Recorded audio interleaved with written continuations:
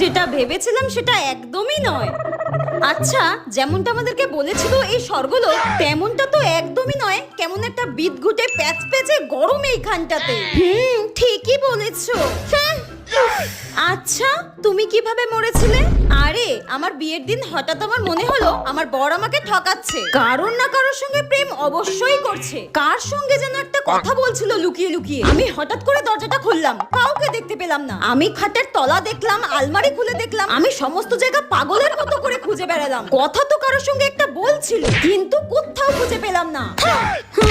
আর কাউকে খুঁজে না পেয়ে আমার এত আফসোস হচ্ছিল, এত রিগ্রেট ফিল হচ্ছিল। ওই আফসোস করেই আমি হার্ট ফেল করে মারা যাই। ধুর। আর তুমি কিভাবে মরেছো?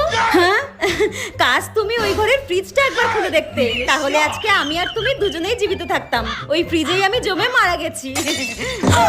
শালা শকচুন্নি।